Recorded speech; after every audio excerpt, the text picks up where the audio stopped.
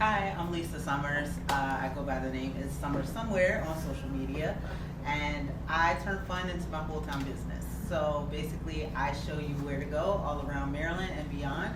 So if you're looking for a couple's date, if you're looking for somewhere to take your kids, or you just want to travel, that's what I specialize in. And now I'm leaning in more to showing more things to do on my newsletter. And also I found that there's kind of a gap in between how businesses deal with influencers. So I've decided to take a consulting role in the middle of that to try to bridge the two together so that businesses know where to find influencers, how to deal with them, and what we expect on our side. So that's kind of where I'm going. Another thing I think about social media is it shows me I'm not alone.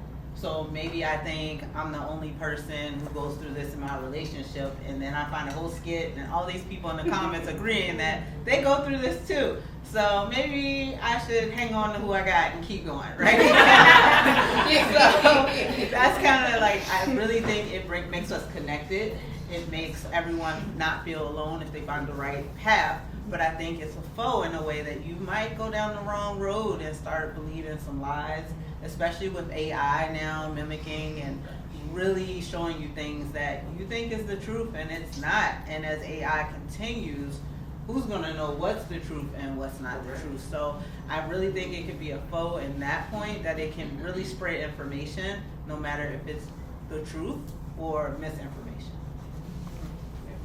I would definitely have to say the faux part is finding yourself, making yourself small. I think she's texting people from my fridge, like, she's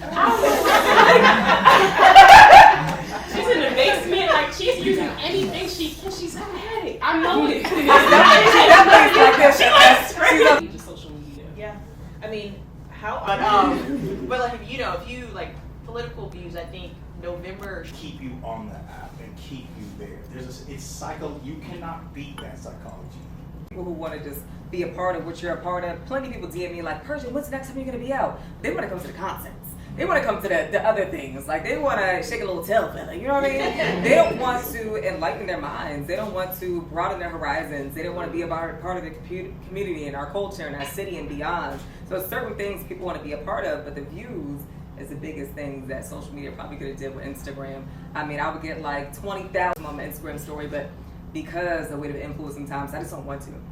But when you post certain things, you'll get more likes here, or if you show a little cleavage, you might get more likes here. Like, fellas, if you put a little gray sweatpants on, the ladies trying to get So, it's the weight of influence for different things. But social media, again, the views is the biggest, I think the most important thing they probably could have ever done. Like, now they're sharing locations and things like that. Like, through some other method.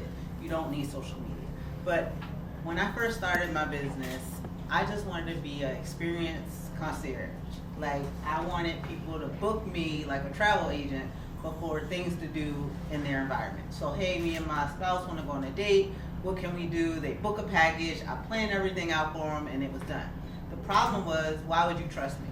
You don't know anything about me. There's nothing out there. So the quickest way to get people to trust me was to create a social media following. And then once you saw the things that I was doing, you're like, hey, I believe in this person. I would like them to now pick and book things for me to do because they have the same taste that I have. So I definitely think I still could have built the business, but I think it would have took longer, or it would have took other means. Like, I would have had to go to days, all those type of people. They don't have to be on social media. They're still doing the thing in person. So I think it really caters to your personality and what work you're willing to put in. So then go to a restaurant with your family and just enjoy the restaurant and not feel the call to review it. How do you find yourself in those spaces? So how do I find balance and not feel like I have to show content or share my opinion? One thing I will say is I really don't share my opinion on social media. That's not how my platform is. I am all about fear of missing out. I show you what I did, and if you want to do it, you go and do it. If you don't want to do it, you won't go do it. That's it. So I think that's how I've grown so much. But now I fall into the problem of what you're saying here, where if I were to say I'm having an event tomorrow, maybe 10 people will show up out of my 250,000 because you don't know me. You don't know me personally. You don't know my thoughts, my opinions. You just know I like going fun places, and you go. So people put you in a box. They're like, you're my idea person. You're my fun person. And let's say I decided to cook a recipe tomorrow and put that online. You might not make that recipe because you're like, what does she know about cooking? Just go show me the fun stuff. So I say that to say, you can be authentic, you can share yourself, but will people 100% believe you and follow you if you're not doing what they expect you to do? There's almost safety in having a box. Yes.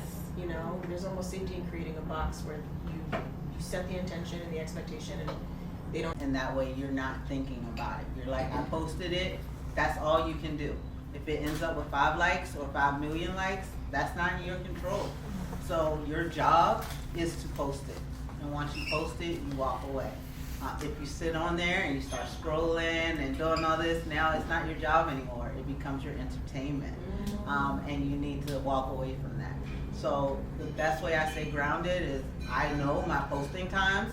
So I post in the morning, right before I go to my day job, or I post in the evening, right before my kids get home.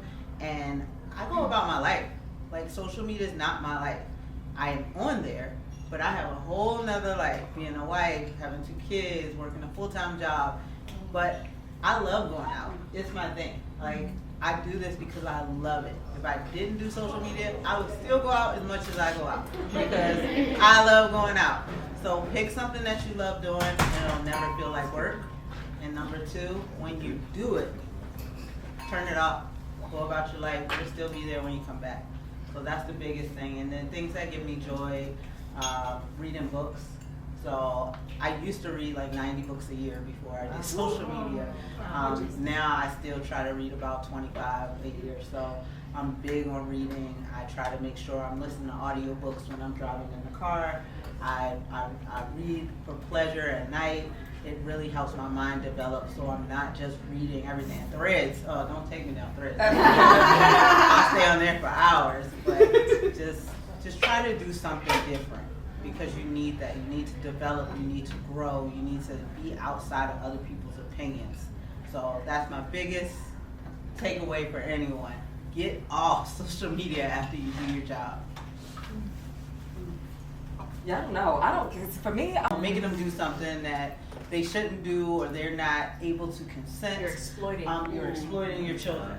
Whereas my kids are just having fun at whatever event we're at. So they don't have lines, they don't have to speak. It's just they're in the water, they're playing, they're doing something. And so I'm mindful of this as well. I'm mindful of I never post in real time. Never. I don't care if we're on vacation. If that's a requirement from the brand, I do not do it. If I'm at an event, I will leave the event or be about to leave the event and then post the stories. I just do not post in real time for our safety. Me by myself, me with my family is very important. So I think coming into this, I had to set boundaries because one is I came into it as a business.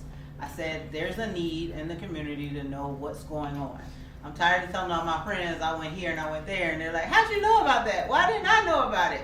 So I said, okay, I'm gonna put this information out here. But also, how can I get paid for putting this information out here at the same time? So I think I started a little differently than a lot of people. A lot of people just find themselves attracting followers and then realize, oh, I have this thing. I started off deliberately, like, how can I learn this so that people will receive what I want to give them? Because I just wanted to post flyers and go about my life. And that was not getting any love. So because I started off that way, I started off with rules and boundaries. And we don't talk about our family. We don't talk about what's happening. I do know there are things happening in my family that would be very helpful to other people to say, how can you go out every weekend but then still have these things happening? But that's not my platform. That's not for me to talk about. I'm just talking about where you can go and what you can do. And I think that hurts me because I do want to grow more into being able to talk to anybody and everybody, but I also have this guard up to make sure that we're safe. And so that's my dilemma at times. How much do I reveal? Because I want people to like me more, right? But then also not revealing because I want us to stay safe. And so I literally just went to him and he was just smiling when you talking. I love that.